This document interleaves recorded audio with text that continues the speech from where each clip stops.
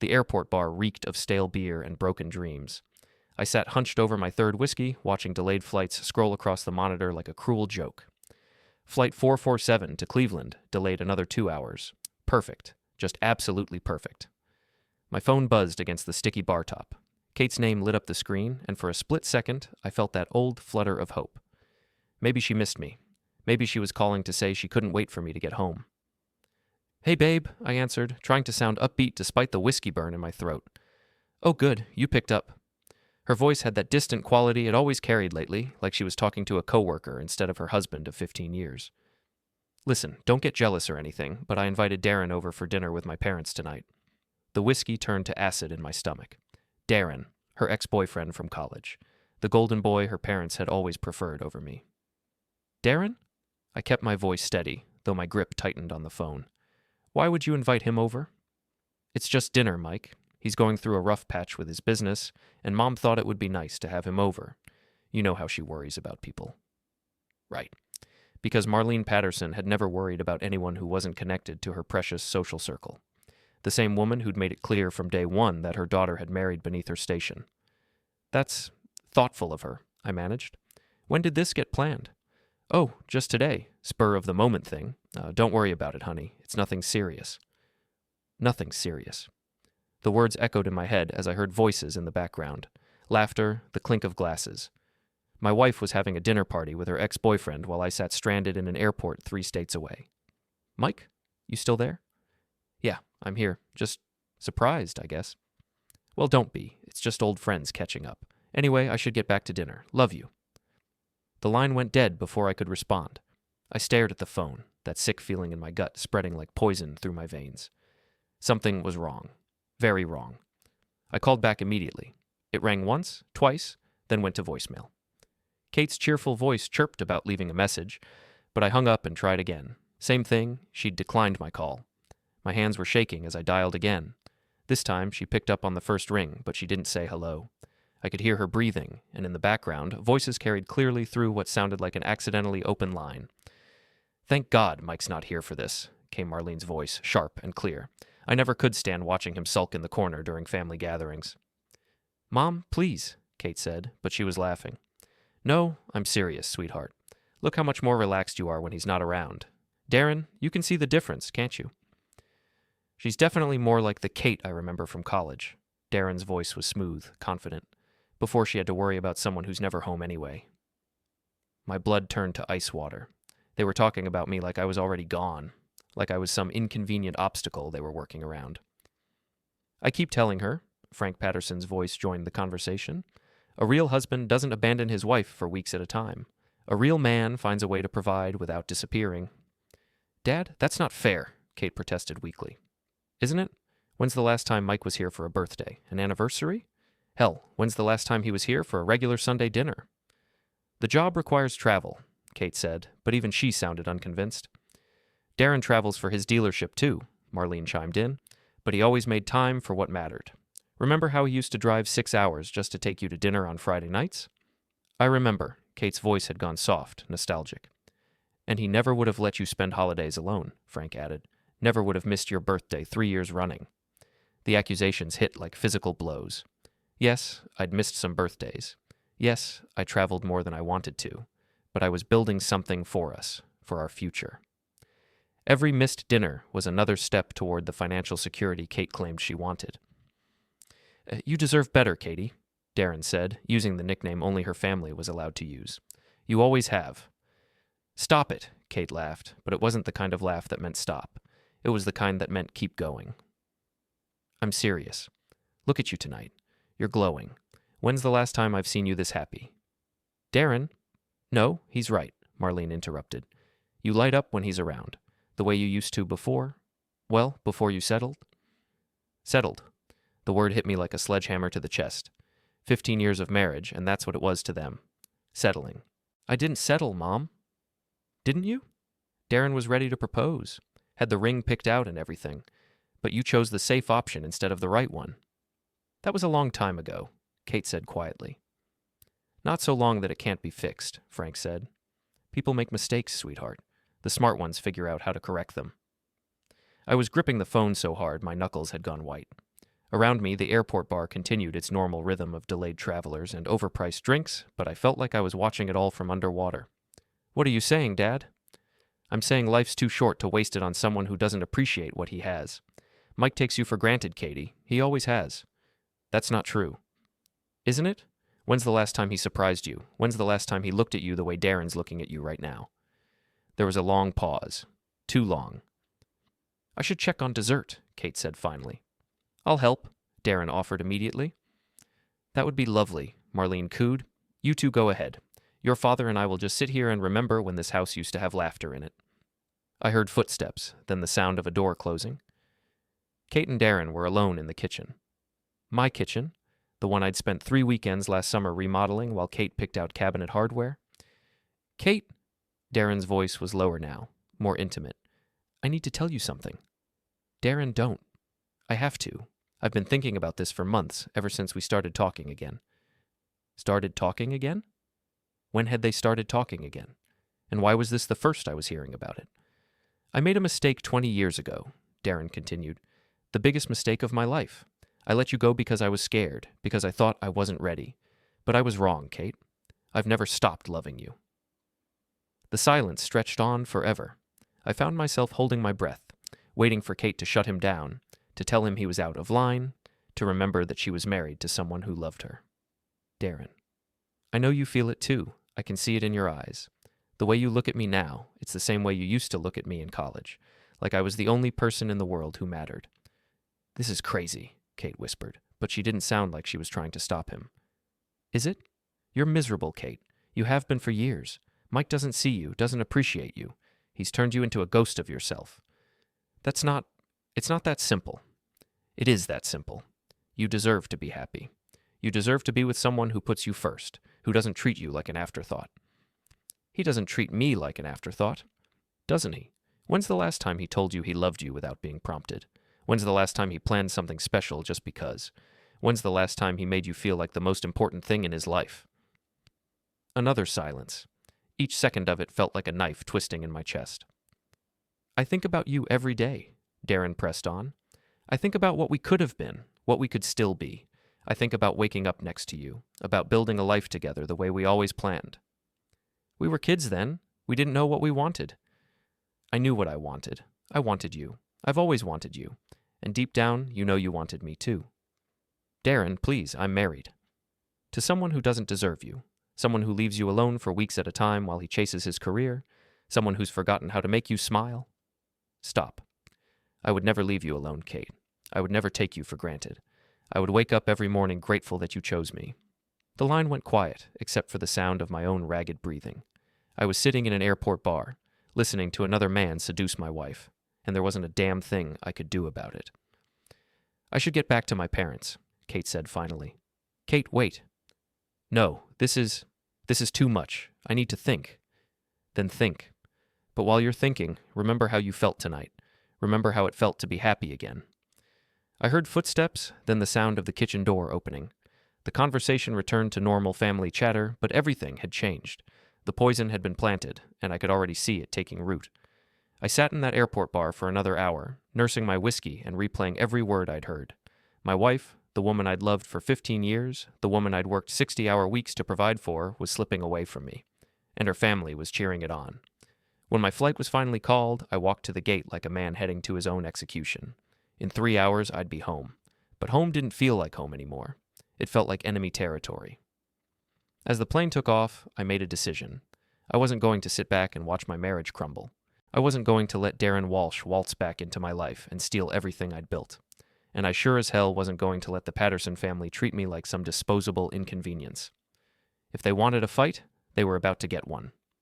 The plane touched down in Cleveland at 11:47 p.m., nearly 4 hours later than scheduled. I'd spent the entire flight staring out the window, my mind racing through everything I'd heard. Every word, every laugh, every moment of silence felt burned into my memory like a brand. I could have gone home. Should have gone home. Kate would be asleep by now, probably dreaming of her college boyfriend and the life she'd convinced herself she'd missed out on. But I wasn't ready to face her yet. Not until I had a plan. Instead, I drove to Mickey's gym on the east side of town. Mickey Torino had been my boxing coach for the past 5 years. ever since I'd decided I needed something to help me blow off steam from work. The gym was supposed to be closed, but Mickey lived in the apartment upstairs, and I knew he'd still be awake. I pounded on the front door until a light came on in the second-floor window. A minute later, Mickey appeared at the door in a bathrobe and slippers, looking like I'd just woken him from the dead. "Jesus Christ, Mike. What the hell are you doing here? It's midnight." "I need to hit something," I said simply. Mickey studied my face for a moment, then stepped aside to let me in. He'd been a professional boxer back in the day, before a detached retina ended his career. Now he trained guys like me, middle-aged men trying to recapture something they'd never really had in the first place. But Mickey was good at reading people, and he could see I was barely holding it together. "Bag work or sparring?" he asked, flipping on the lights. "Bag work, lots of it." He tossed me a pair of gloves and hand wraps without another word. Mickey had learned not to ask too many questions when someone showed up at his gym looking like they were ready to burn the world down. I wrapped my hands methodically, taking my time with each finger, each loop around my wrist. The ritual was calming, familiar. By the time I was ready, some of the rage had crystallized into something colder, more focused. The heavy bag absorbed everything I had to give. Left hook, right cross, uppercut, over and over until my shoulders burned and sweat poured down my face. With each punch, I saw Darren's smug face, heard Marlene's condescending voice, felt Kate's betrayal like a physical weight on my chest. "You want to talk about it?" Mickey asked after I'd been going for 20 minutes straight. "My wife's cheating on me," I said between punches. "With her ex-boyfriend. Her parents are encouraging it." "Shit." Mickey leaned against the wall, arms crossed. "You sure?" "I heard them talking about it. All of them. They think I'm a bad husband because I travel for work. They think she settled when she married me." "What are you going to do about it?" I stopped punching and turned to face him. "I don't know yet, but I'm not going to just roll over and take it." "Good. Man's got to stand up for himself."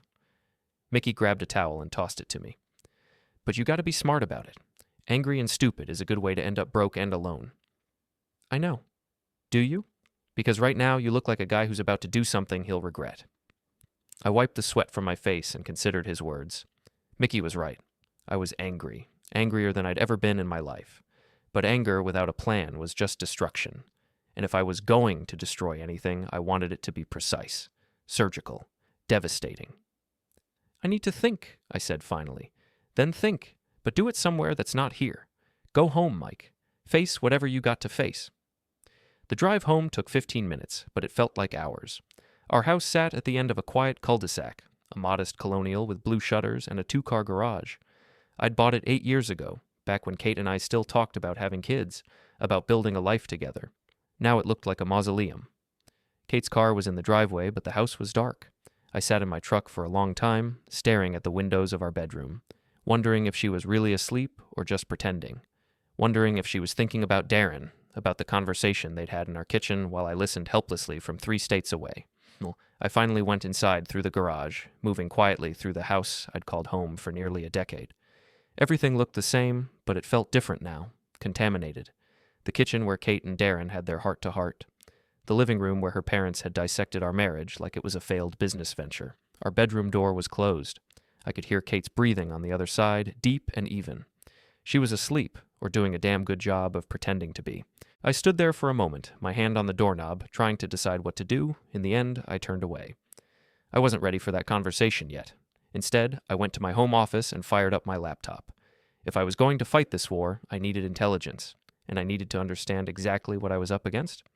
I started with Darren Walsh. A quick Google search told me everything I needed to know about my wife's first love. He owned a used car dealership on the south side of town, Walsh Motors, where every deal is a good deal. His website featured him standing next to a row of slightly used sedans, arms crossed, wearing the kind of smile that said he'd sell you a lemon and convince you it was a Cadillac. His business wasn't doing well. I found 3 different reviews complaining about high-pressure sales tactics and cars that broke down within weeks of purchase. The Better Business Bureau had given him a C rating. His social media presence was desperate, full of huge savings and must-go today posts that screamed of a man trying to keep his head above water. So Darren was struggling. That explained why he was sniffing around Kate again. My successful, beautiful wife with her stable job at her father's law firm must have looked like a life preserver to a drowning man. I dug deeper, scrolling through his Facebook page, his Instagram, his LinkedIn profile. The picture that emerged wasn't pretty. Darren Walsh was a 41-year-old man who'd never quite lived up to his potential, college football star who never made it pro, business degree that led to a series of failed ventures, 2 previous marriages that had ended in divorce, and now he wanted my wife. I spent the next 3 hours building a comprehensive file on Darren Walsh, his business practices, his financial situation, his personal history. By the time I was done, I knew more about him than his own mother probably did. But Darren wasn't the real problem. He was just a symptom. The real problem was Kate, and the growing distance between us that had made her vulnerable to his manipulation in the first place. I pulled up our bank statements, our credit card bills, our mortgage information. Everything was joint. Everything was shared. We'd built a life together, accumulated assets, created a financial foundation that would be complicated to untangle. But it could be done. If it came to that, it could be done. The sun was starting to come up by the time I finally closed the laptop. I'd spent the entire night planning for war, and I was exhausted. But I was also clear-headed for the first time since I'd answered Kate's phone call. I showered and shaved, put on my best suit, and prepared to face my wife. When I walked into the kitchen, she was sitting at the breakfast table with a cup of coffee and her tablet, scrolling through emails like it was any other morning. "You're up early," she said without looking up. "How was your flight?" "Delayed. Got in late." "I'm sorry. I know how much you hate that." She was still not looking at me, still focused on her screen, like I was just another part of the morning routine, no more important than her coffee or her email. "How was dinner with your parents?" I asked, keeping my voice neutral. "Fine. Nice to catch up with Darren. He's going through a rough patch with his business." "So you mentioned." I poured myself a cup of coffee and sat down across from her. "Anything else happen?" For the first time, she looked up at me. There was something in her eyes I couldn't quite read. Guilt? Excitement? Fear? "No, nothing special. Just dinner and conversation." She was lying, looking me straight in the eye and lying about something we both knew had happened. The betrayal of it hit me like a physical blow, but I kept my expression neutral. "That's nice," I said. "It's good to maintain old friendships." "Yes, it is." We sat in silence for a moment, both of us pretending this was a normal conversation between a normal married couple, but the pretense felt as fragile as spun glass. "I have to get to work," Kate said finally, standing up and gathering her things. "We're deposing a witness this morning." "Of course. I'll probably work from home today. Catch up on some things." She paused at the kitchen door, and for a moment I thought she might say something real, something honest. Instead, she just nodded. "See you tonight." And then she was gone, leaving me alone in the kitchen where she'd let another man tell her he loved her less than 12 hours ago. I sat there for a long time, drinking my coffee and staring at the empty chair where my wife had been sitting. 15 years of marriage, and it had come to this. Polite conversations and careful lies, the slow, agonizing death of everything we'd built together. But I wasn't dead yet, and neither was my marriage, not if I had anything to say about it. I picked up my phone and scrolled through my contacts until I found the number I was looking for. Patricia Evans, our neighbor across the street, 68 years old, retired, and the unofficial neighborhood watch coordinator. If anyone knew what had been going on in my house while I was away, it would be Pat. "Pat, it's Mike from across the street. I was wondering if I could ask you about something." Patricia Evans had been watching our neighborhood like a hawk for the past 15 years, ever since her husband died and she'd needed something to fill her days. Most people found her constant surveillance annoying, but right now, I was grateful for her nosiness. "Oh, Mike, I'm so glad you called," she said, her voice dropping to a conspiratorial whisper. "I've been wanting to talk to someone about what I've been seeing, but I didn't want to cause trouble." "What kind of things have you been seeing, Pat?" "Well, I don't like to gossip, you understand. But that man has been coming around quite a bit while you've been away. The one with the fancy car?" "What man?" "Tall fellow, dark hair, drives one of those expensive sports cars. He's been visiting Kate at least twice a week for the past month. Always parks right in your driveway like he owns the place." My grip tightened on the phone. "How long do these visits usually last?" "Oh, hours sometimes. He'll arrive around lunchtime and not leave until evening. And last week, I saw him there until almost midnight." "Midnight." While I was in Chicago closing a deal that would bring in enough commission to finally pay off our mortgage early, Darren Walsh was in my house until midnight. "Have you seen them together? Outside the house, I mean?" "Oh yes, several times. They went out to dinner last Friday night, came back around 11, sat in his car talking for another hour before he left." "Pat, I need to ask you a favor. Do you still have that security camera system your son installed?" "Of course. Records everything that happens on the street." "Would it be possible for me to take a look at some of that footage?" There was a pause. Pat Evans might have been a gossip, but she wasn't stupid. She knew exactly what I was asking and why. "Mike, honey, are you sure you want to see this?" "I'm sure." "All right then, come on over, but bring a strong stomach." 20 minutes later, I was sitting in Pat's living room, watching my marriage fall apart in high definition. Her security system was more sophisticated than I'd expected, with multiple cameras covering different angles of the street. She'd saved weeks' worth of footage, organized by date and time. "This is from 2 weeks ago," Pat said, fast-forwarding through hours of empty street until a red Mustang appeared in the frame. Tuesday afternoon, around 1 o'clock. I watched Darren Walsh pull into my driveway like he belonged there. He got out of the car carrying flowers and a bottle of wine, walked up to my front door, and let himself in with his own key. "He has a key?" I asked. "Seems like it. Never seen him knock or wait for her to answer." The timestamp showed him leaving at 6:30 p.m., 5.5 hours in my house while I was in Detroit, working a trade show that would generate 3 months' worth of leads for my company. "Here's another one," Pat said, switching to a different date. "This was last Thursday. Same routine. Darren arriving in the afternoon, letting himself in, staying for hours. But this time, Kate came out with him when he left. They stood by his car talking, and then she kissed him. Not a friendly peck on the cheek, but a real kiss. The kind of kiss that meant something. I felt sick. "There's more," Pat said gently. "But maybe that's enough for today." "No. Show me everything." For the next hour, I watched my wife conduct an affair in my own driveway. Darren bringing groceries for romantic dinners, Kate sneaking out to meet him at restaurants across town. The two of them sitting in his car after dates, talking and laughing like teenagers. The worst part wasn't the physical betrayal, though that cut deep enough. It was seeing Kate happy in a way she hadn't been with me in years. The way she smiled at him, touched his arm when she talked, looked at him like he was the most interesting person in the world. When had she stopped looking at me like that? "I'm sorry, Mike," Pat said when we'd finished going through the footage. "I know this isn't easy to see." "Can you make copies of these files?" "Already done." She handed me a USB drive. Everything from the past 6 weeks. I thanked her and walked back across the street to my house, the drive burning a hole in my pocket. I had evidence now, proof of what Kate had been doing while I traveled for work, building the career that was supposed to secure our future. But evidence of what, exactly? Adultery wasn't a crime. It might help in divorce proceedings, but that assumed I wanted a divorce. And despite everything I'd seen and heard, I still wasn't sure I did. I loved Kate.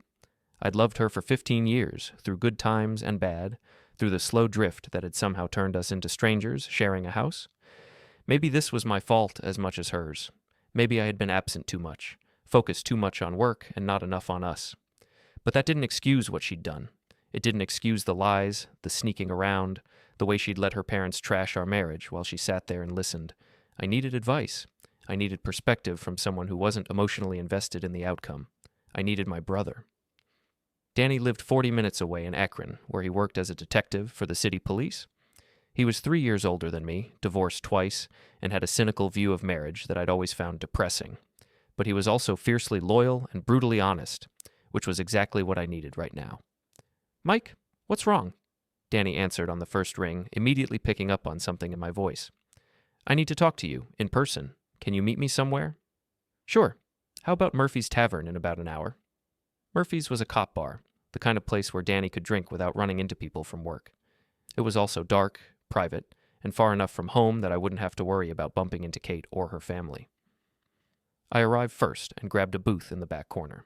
Danny showed up 15 minutes later, still wearing his detective's badge and the tired expression of someone who'd spent the day dealing with other people's problems. "You look like hell," he said, sliding into the booth across from me. "I feel like hell." "What's going on?" I told him everything. The phone call, the conversation I'd overheard, the security footage, the growing distance between Kate and me over the past year. Danny listened without interrupting, occasionally nodding or asking for clarification, but mostly just letting me get it all out. "So what do you want to do about it?" he asked when I'd finished. "I don't know. That's why I'm here." "Do you want to save your marriage or end it?" "I want to save it, but I don't know if it can be saved." Danny signaled the bartender for another round, then leaned back in his seat. "Here's the thing, Mike. You can't save a marriage by yourself. It takes two people who want to make it work. From what you're telling me, Kate's already checked out. Maybe, but maybe she's just confused. Maybe if I fight for her, show her what she's throwing away, or maybe she'll just get better at hiding it. You think I should divorce her? I think you should protect yourself. Get a lawyer, document everything, make sure you're not going to get screwed financially if this goes south. That feels like giving up. That feels like being smart. Look, I've seen this play out 100 times. Spouse has an affair, other spouse tries to win them back, it drags on for months or years while everyone gets more miserable. You want my advice? Confront her. Give her a choice, him or you. But be prepared for her to choose him. The thought of Kate choosing Darren over me made my stomach turn. But Danny was right about one thing. I needed to protect myself, and I needed to stop being passive about my own life. There's something else, I said. Her parents. They're actively encouraging this. They want her to leave me. Then they're part of the problem, and if you decide to fight, they're part of the enemy. Enemy. It was a harsh word, but it felt accurate. Frank and Marlene Patterson had never liked me, had never thought I was good enough for their daughter. Now they were actively working to destroy my marriage, and they were using my own wife as their weapon. What would you do? I asked. Danny smiled, but it wasn't a pleasant expression. I'd make them regret it, all of them. How? That depends on how dirty you're willing to get. I thought about that for a moment. How dirty was I willing to get? How far was I willing to go to save my marriage and protect what Kate and I had built together? Pretty dirty, I said finally. Good, because nice guys finish last in situations like this. You want to win, you're going to have to be smarter, tougher, and more ruthless than they are. We spent the next 2 hours planning my counterattack. Danny had investigated enough domestic cases to know how these situations played out, and he had ideas about how to turn the tables. Some of his suggestions made me uncomfortable, but all of them were legal, and all of them were designed to put me back in control of my own life. By the time I left Murphy's Tavern, I had a plan. It wasn't a nice plan, and it wasn't a fair plan. But fairness was a luxury I could no longer afford. Kate wanted to play games? Fine. But she was about to learn that I was much better at games than she thought. I got home before Kate that evening and spent the time preparing for what was going to be the most important conversation of our marriage. I'd rehearsed what I wanted to say, considered every possible response she might give, and steeled myself for whatever came next. She walked through the door at 6:15, same as always, carrying her briefcase and wearing the navy blue suit I'd bought her for her birthday 2 years ago. She looked beautiful, professional, completely composed. She also looked like a stranger. How was work? I asked from the kitchen doorway. Fine.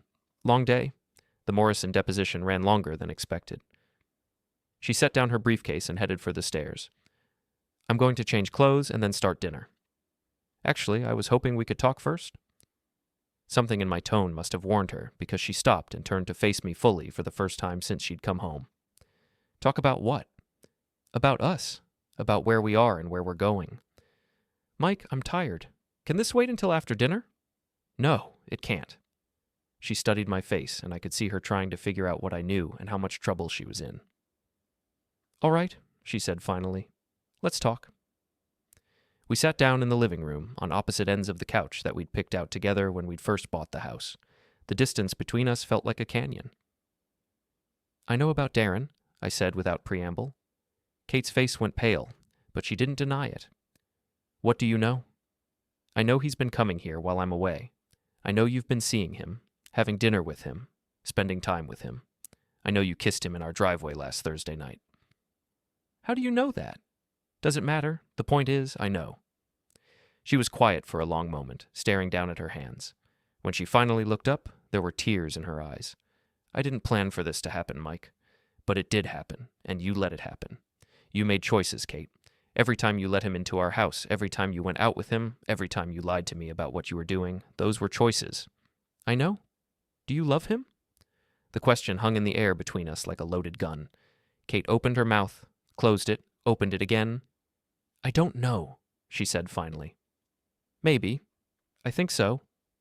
It felt like being punched in the stomach, but I'd been expecting it. I'd heard the way she talked to him, seen the way she looked at him. Of course she loved him. The question was whether she loved me more. Do you love me? I asked. Yes, but it's complicated. It's not complicated, Kate. Either you love me enough to fight for our marriage, or you don't. It's not that simple. It is that simple. You're having an affair. You can either end it and work on our marriage, or you can continue it and end our marriage, but you can't have both. She was crying now, tears streaming down her face. I'm so confused, Mike. I don't know what I want anymore. Then let me help you figure it out. When did this start? About 2 months ago. He reached out on Facebook, said he was going through a divorce and wanted to catch up with old friends. And you decided to catch up. It was innocent at first. Just coffee, just talking about old times. When did it stop being innocent? I don't know. Gradually. He was so easy to talk to, so interested in what I had to say. He made me feel... Feel what? Important, like I mattered. The accusation was implicit but clear. I didn't make her feel important. I didn't make her feel like she mattered. And I don't make you feel that way? You're never here, Mike. When you are here, you're thinking about work, about your next trip, about your next deal. When's the last time we had a real conversation? When's the last time you asked me about my day and actually listened to the answer? She wasn't wrong. I had been distracted lately, focused on building my career, on providing for our future, but that didn't justify what she'd done. So you decided to find someone who would listen. I didn't decide anything. It just happened. Bullshit. The word came out harsher than I'd intended, and Kate flinched. Affairs don't just happen, Kate. They're a series of choices. You chose to meet him for coffee. You chose to give him your phone number. You chose to let him into our house. You chose to lie to me about it. You're right, she said quietly. I made those choices, and I'm sorry. Are you? Are you really sorry, or are you just sorry you got caught? I'm sorry I hurt you. That's not the same thing. We sat in silence for a moment. Outside, I could hear kids playing in the street, normal sounds of a normal evening in a normal neighborhood, but nothing about this felt normal anymore. What do you want to do? Kate asked finally. I want you to choose, me or him, our marriage or whatever fantasy you've built up about him in your head. Mike? I'm serious, Kate. I'm not going to sit here and compete with your ex-boyfriend for my own wife's affection. I'm not going to spend the next 6 months wondering if you're thinking about him every time you look at me. Choose. I need time to think. No, you've had 2 months to think. You've had 2 months to figure out what you want while you've been lying to my face every single day. I'm done giving you time. That's not fair. Fair? I stood up, anger finally breaking through the careful control I'd been maintaining. You want to talk about fair? Is it fair that I found out about your affair by accidentally overhearing a dinner conversation where your parents were encouraging you to leave me? Is it fair that you've been bringing him into our house, our bed, while I was working to pay for the life we built together? He was never in our bed. Where then? The guest room, the couch, the kitchen table? Does it matter? It matters to me. Well, it doesn't matter to me. What matters is that you betrayed our marriage, our vows, everything we promised each other 15 years ago. Kate was sobbing now, ugly tears that left mascara streaks down her cheeks. I know I screwed up, but I don't know how to fix it. You fix it by choosing, right now, tonight. And if I choose you? Then you call Darren and tell him it's over. You block his number, you delete him from social media, you cut off all contact. You tell your parents that if they can't support our marriage, they can stay out of it. And you commit to working on us, to rebuilding what we had. And if I choose him? Then I call a lawyer tomorrow morning and we start divorce proceedings. Mike, please, don't make me do this tonight. I need time to process, to think about what this means. You've had plenty of time. What you need now is to make a decision. She looked at me for a long moment, and I could see her weighing her options, calculating the costs and benefits of each choice. It was the same expression she wore when she was reviewing a contract at work, analytical and detached. That expression told me everything I needed to know about where her heart really was. I can't, she said finally. I can't choose tonight. I need more time. Then you've made your choice. I stood up and headed for the stairs. I had packing to do. Where are you going? Kate called after me. To a hotel. I'll be back tomorrow to get more of my things. Mike, wait. Please don't do this. I stopped at the bottom of the stairs and turned back to her. She looked small and broken, curled up on the couch we'd bought together when we still believed in forever. I'm not doing this, Kate. You are. You had a choice to make, and you made it. You chose him. I didn't choose anyone. Refusing to choose is a choice, and it's not me. I went upstairs and packed a bag while Kate cried in the living room. 15 years of marriage, and it had come to this. Her crying on the couch while I packed clothes into a suitcase like a traveling salesman. But I wasn't sad anymore. I wasn't even angry. I was something else entirely. Something colder and more focused. I was done being the victim in my own life. When I came back downstairs with my suitcase, Kate was standing by the front door. Please don't go, she said. We can work this out. No, we can't. Not while you're still in love with someone else. I'm not in love with him. Yes, you are. And maybe that's my fault. Maybe I wasn't the husband you needed me to be. But that doesn't change where we are now. So that's it? 15 years, and you're just giving up. I'm not giving up. I'm protecting myself. There's a difference. I walked past her to the door, then stopped with my hand on the knob. Kate? Yes? When you're with him tonight, when you're celebrating your freedom and talking about your future together, remember something. Remember that you had a husband who loved you enough to fight for you, and you chose to throw that away. I left her standing in the doorway and drove to the Hampton Inn downtown. It wasn't much, but it was clean and quiet and far enough away from our house that I wouldn't have to worry about running into Kate or her family. I checked in, went to my room, and called Danny. How did it go? He asked. About like we expected. She wouldn't choose. So what's next? Now we move to phase 2. You sure about this, Mike? Once we start down this road, there's no going back. I thought about Kate crying on our couch, about Darren Walsh making himself at home in my house, about Frank and Marlene Patterson encouraging their daughter to destroy her marriage. I'm sure, I said. All right then, let's burn it all down. The next morning, I started dismantling my old life with surgical precision. Danny had been right about one thing. If I was going to fight, I needed to fight smart, and that meant hitting them where it would hurt the most. My first stop was the bank. Kate and I had 3 joint accounts, checking, savings, and a money market account we'd been using to save for a vacation to Europe. Legally, I had every right to withdraw my half of the money, and that's exactly what I did. I'd like to close these accounts and transfer the funds, I told the bank manager, sliding the paperwork across his desk. Both accounts, Mr. Harrison? All 3 accounts. I want everything moved to a new individual account. It took 2 hours to complete the paperwork, but by the time I left the bank, Kate no longer had access to our joint funds. She'd discover it when she tried to use her debit card, probably sometime this afternoon. My second stop was our insurance agent. Kate was covered under my health insurance policy through work, but our homeowner's insurance, car insurance, and life insurance policies were all joint. I couldn't cancel them without her signature, but I could make some changes.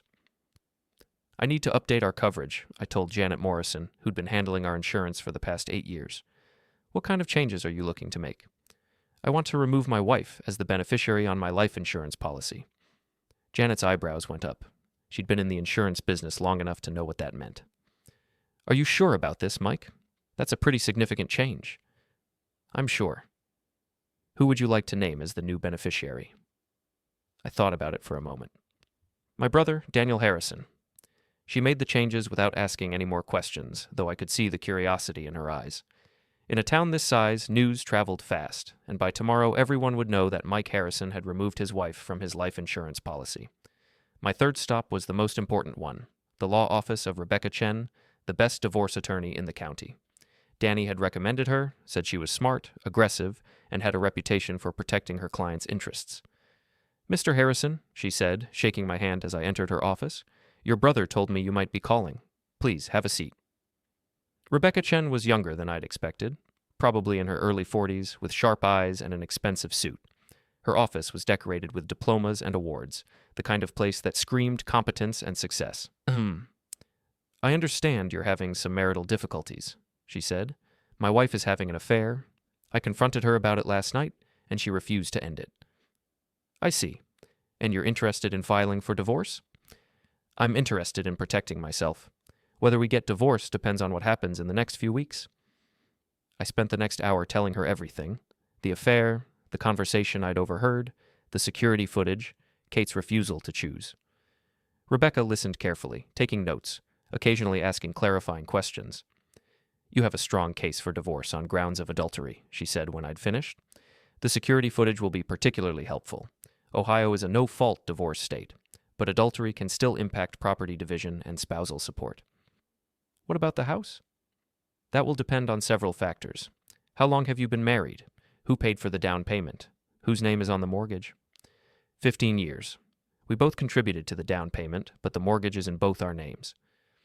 Then it's considered marital property, which means it would typically be divided equally. However, if we can prove that her adultery caused the breakdown of the marriage, we might be able to argue for a more favorable division. What about her family's involvement? They've been actively encouraging the affair. That's interesting, but not legally relevant. They're not party to your marriage. Maybe not legally, but they will be practically. Rebecca studied my face. What do you mean? I mean, I'm not just fighting for my marriage. I'm fighting a war against people who want to destroy it. And wars require different tactics than legal proceedings. Mr. Harrison, I need to be very clear about something. I can help you with the legal aspects of your situation, but I cannot and will not assist with anything that might be illegal or unethical. I left Rebecca's office with a retainer and a plan. Then Kate called furious because her card didn't work. I'd already pulled my share and told her the rest goes through lawyers. She begged to meet and talk, swore she never slept with her ex, but I told her the details didn't matter. The betrayal did, and her refusal to choose our marriage was the choice. She cried, asked where I was staying, promised counseling, and I ended it with the truth that haunted me. Trust wouldn't come back, and I'd spend the rest of my life second-guessing her. Back in the hotel lot, Danny texted, "Phase 2 ready. You sure?" I stared at it, knew that one reply would make everything irreversible, and typed 2 words, and do it, because the war was officially starting,